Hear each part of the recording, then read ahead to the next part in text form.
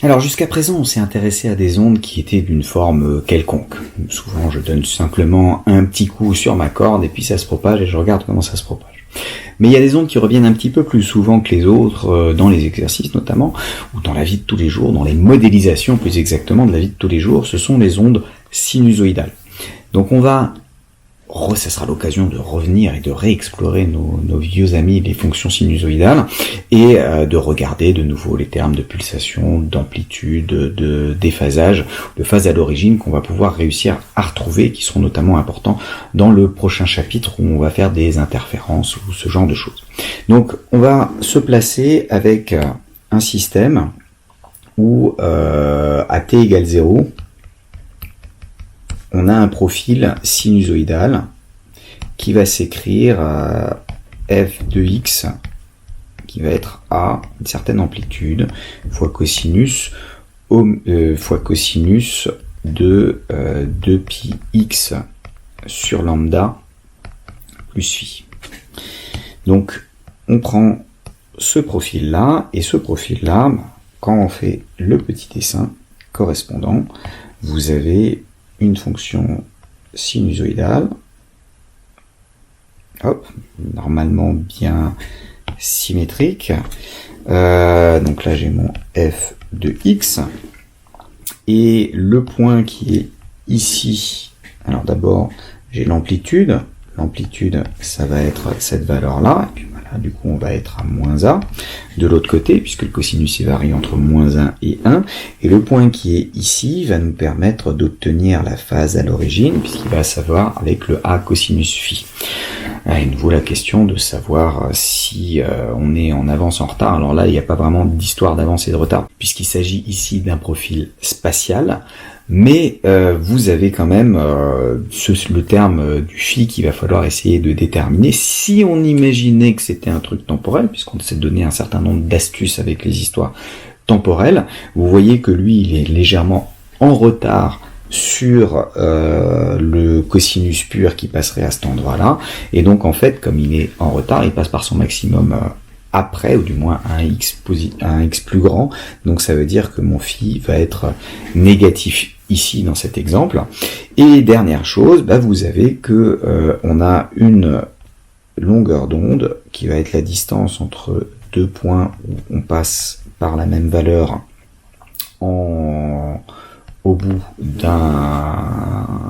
en changeant, avec une évolution qui se met dans le même sens, et ça va être la période spatiale qui va être le lambda. Vous vous souvenez que quand on avait du oméga t, le oméga ça s'écrit 2pi sur la période temporelle, là on va écrire ce truc là en 2pi sur lambda, ça c'est ce qu'on appelle aussi parfois k, le nombre d'ondes.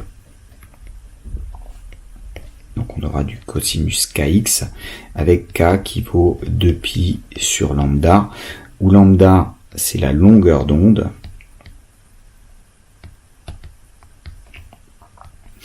Et cette longueur d'onde, c'est ce qu'on pourrait appeler une période spatiale.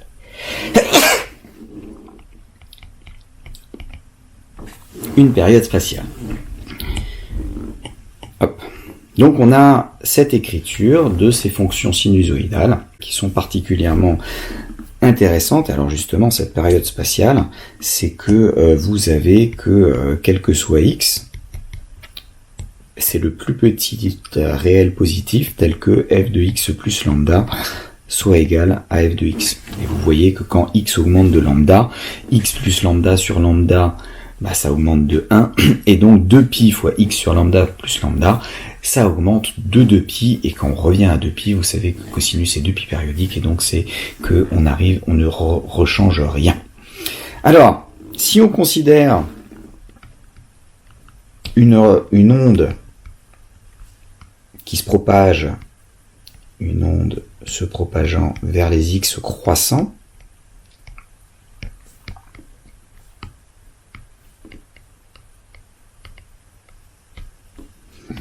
à la célérité c constante,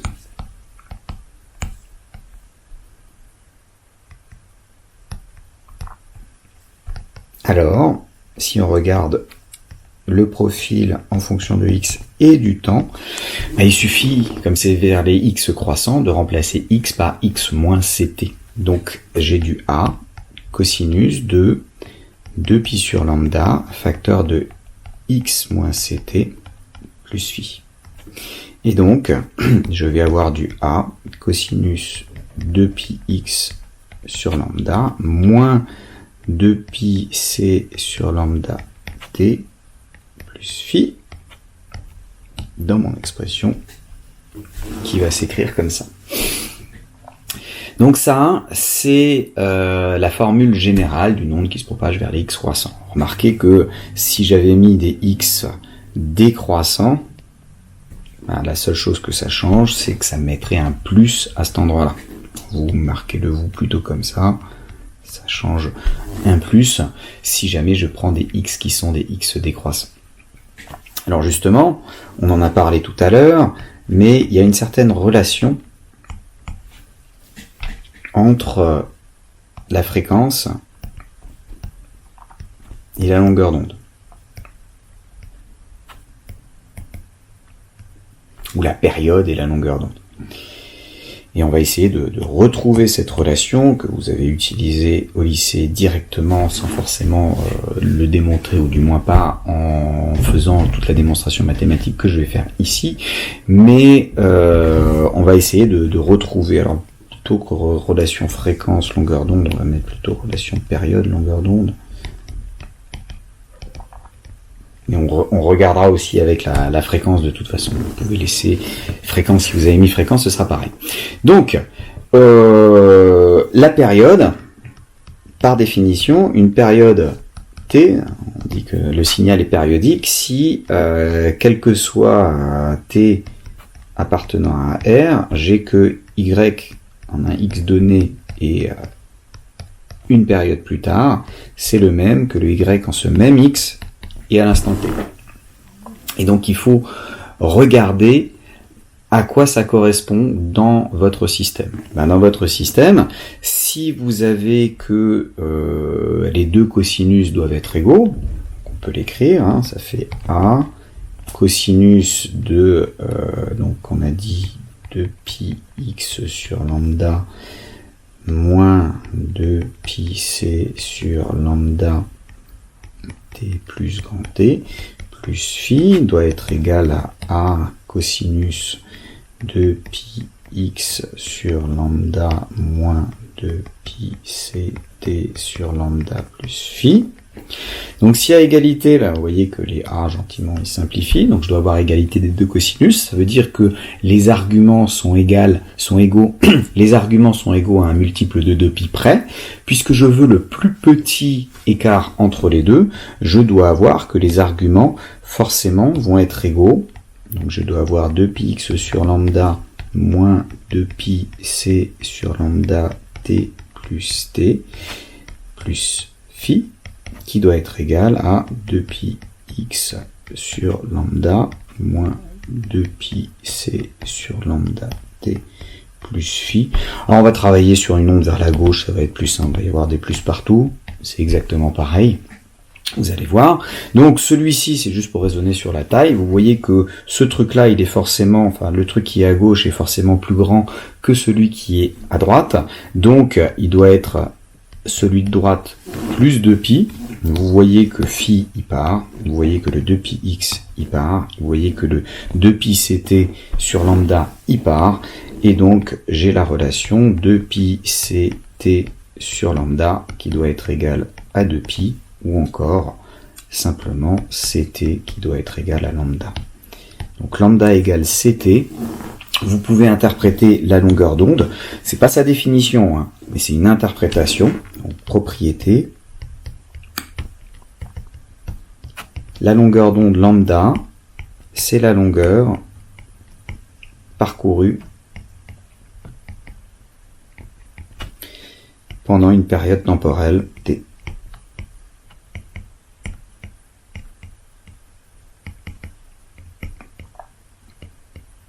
Alors très souvent au lycée, on prend ça comme définition parce que ça permet de poser, c'est facile, ça permet de poser le fait que il y a cette relation-là qu'il faut connaître pour faire la traduction entre longueur d'onde et fréquence.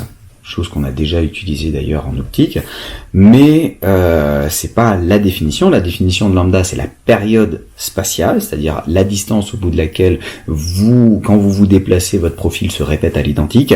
Et il se trouve que cette période spatiale est reliée à la période temporelle, parce que tout simplement vous avez un déplacement pendant cette période grand T de la longueur lambda, et donc on se retrouve lambda plus loin avec la même chose, et donc on a une relation qui s'exprime comme ça. Et si vous regardez avec la fréquence, alors on va prendre nu, qui vaut 1 sur t, bah ça vous donne que la vitesse va s'écrire lambda sur t, et donc ça s'écrit lambda nu. Donc le produit de la longueur d'onde par la fréquence qu'on avait utilisé dans la première partie sur les ordres de grandeur pour retrouver la longueur d'onde, enfin la fréquence des ondes lumineuses à partir de la fréquence ou la longueur d'onde pour le micro-ondes à partir la fréquence des ondes lumineuses à partir des longueurs d'onde lumineuses ou la longueur d'onde du micro-ondes à partir de sa fréquence. On a utilisé cette expression-là qui permet de se retrouver avec le C et la longueur d'onde et cette fameuse fréquence. Alors, on utilise nu en règle générale juste pour des ondes lumineuses, mais si vous utilisez des ondes autres, vous allez utiliser petit f en règle générale là-dedans. Alors, du coup, l'expression complète,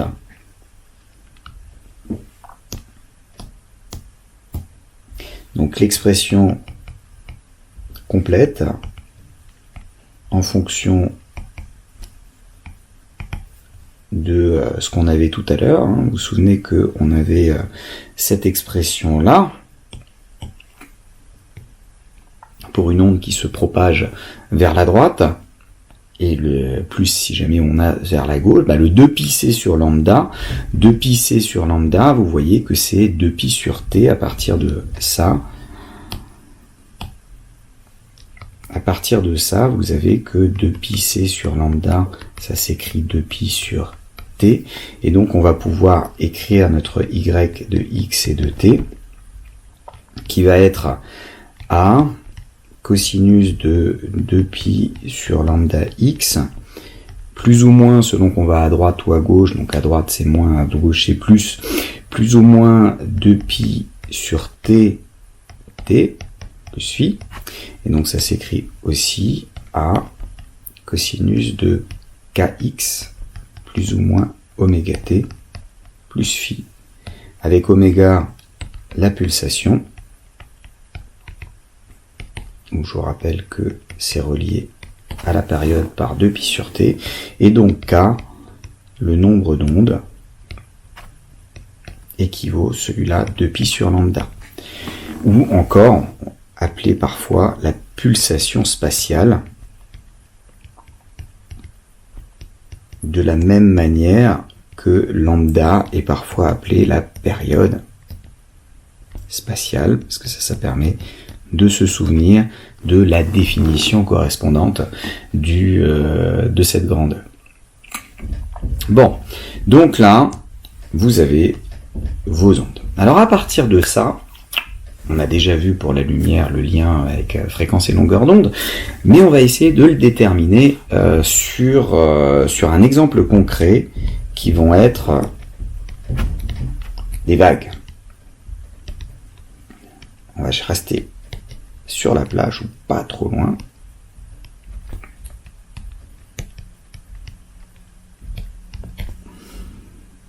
On va aller à Hawaï. Alors virtuellement bien sûr, mais on va y aller quand même. Et lors de notre voyage à Hawaï, vous voyez ici qu'on s'éloigne petit à petit de Strasbourg, de la France, on survole les États-Unis, on finit par aller dans cette partie du Pacifique Nord, quelques petites îles, et parmi ces îles, vous avez l'île d'Oahu, sur laquelle vous avez Waikiki Beach. Alors à Waikiki Beach, les dernières images satellites ne montrent pas tellement de vagues, pas de bol, le jour où ils ont pris les photos, il n'y en avait pas tellement, mais en se déplaçant légèrement, vous pouvez en avoir. Alors, on peut avoir sur la North Shore. North Shore, c'est la côte nord, il y a souvent de très très belles vagues là-haut. Et donc quand on va sur ces zones-là, avec un système de mesure sur les cartes satellites, vous pouvez obtenir la longueur correspondante de l'espace entre deux crêtes de vagues. Ici, sur la North Shore, on obtient une longueur d'onde du coup, puisque l'espace entre deux crêtes correspond à la longueur d'onde, qui est de l'ordre de 70 mètres. Et la question qu'on peut se poser, c'est quelle est la vitesse de ces vagues? À quelle vitesse se déplacent ces vagues? Eh bien, on peut utiliser que lambda, c'est égal à ct, et donc il nous manque juste la période. Et là, si vous cherchez sur YouTube bruit de vagues sur la plage, vous allez pouvoir trouver plein de bruits de vagues, et puis en règle générale, ça fait...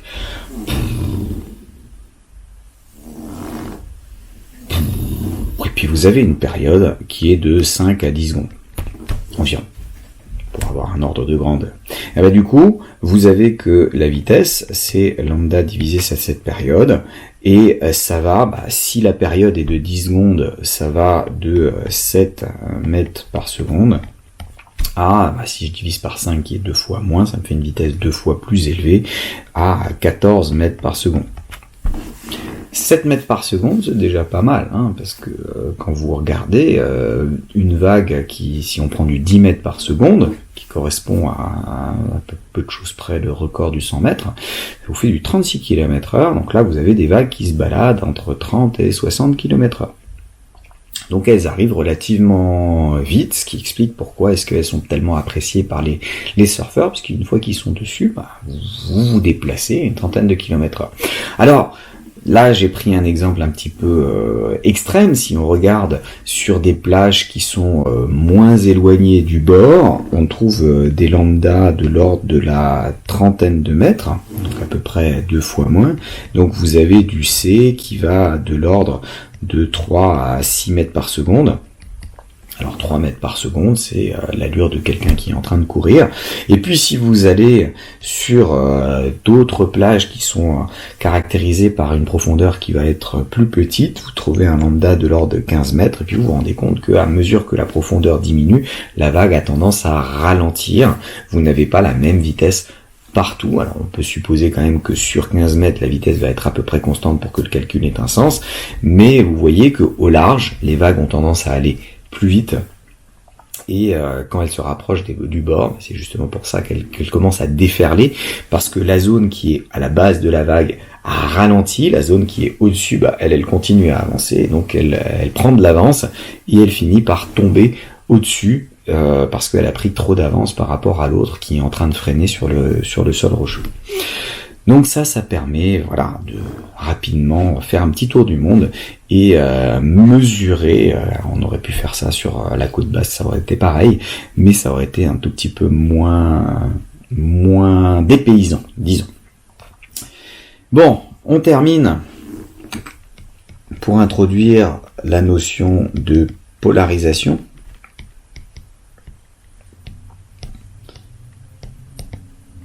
Alors, il n'y a pas grand-chose que vous ayez à savoir cette année sur la question. Ce sera plus détaillé l'an prochain quand vous ferez de l'optique ondulatoire. Mais il faut savoir, comme vous voyez cette petite animation d'un champ électromagnétique, que le champ électrique, il a un certain plan d'oscillation. Le champ magnétique a un plan perpendiculaire d'oscillation. Et ce plan d'oscillation, l'oscillation se fait perpendiculairement à la direction de propagation, et donc la direction de cette oscillation vous donne ce qu'on appelle polarisation. Alors on parle ici de polarisation rectiligne. Vous voyez que si vous avez un signal qui est polarisé comme ça, il va avoir du mal à interagir avec un signal où le champ électrique il est polarisé à la perpendiculaire, parce que la somme des deux va pas du tout vous donner quelque chose de naturel. Et donc quand on a une onde qui vous arrive dessus comme ça, qui est polarisée dans un certain sens, si vous prenez ce qu'on appelle un polariseur et que vous mettez l'axe de polarisation qui est parallèle à la direction de polarisation, alors l'onde elle passe au travers des barreaux sans aucun souci. Alors que si vous prenez la même onde, comme ça, mais qui arrive avec un polariseur dont les barreaux sont à l'opposé, ben là vous allez avoir beaucoup plus de mal à passer au travers des barreaux et vous avez des oscillations qui vont être largement réduites en taille. Et il y a une loi qui s'appelle la loi de Malus, qui explique que si vous avez un polariseur, l'intensité qui sort du polariseur, elle est proportionnelle à l'intensité qui est rentrée dans le polariseur, en supposant qu'il n'y a pas d'absorption au passage, et avec un terme en cos carré de l'angle. Donc ça, c'est le décalage entre la direction de polarisation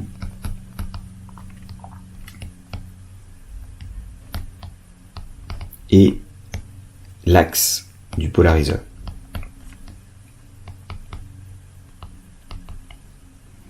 Alors on a déjà utilisé des polariseurs en TP, mais vous en utiliserez plus l'an prochain. Ce qu'il faut savoir, c'est quand vous mettez deux polariseurs, si vous mettez un polariseur qui est comme ça, en fait ce qui va sortir, même si vous avez des ondes qui sont polarisées dans un sens, des ondes qui sont polarisées dans l'autre sens, les seules qui vont réussir à passer, ce sont les ondes qui sont polarisées verticalement. Donc là, vous avez une onde non polarisée, ou plus exactement, parce que chaque photon a forcément une polarisation, mais l'ensemble des photons, vous prenez toute la population, il y a l'ensemble des polarisations qui sont disponibles.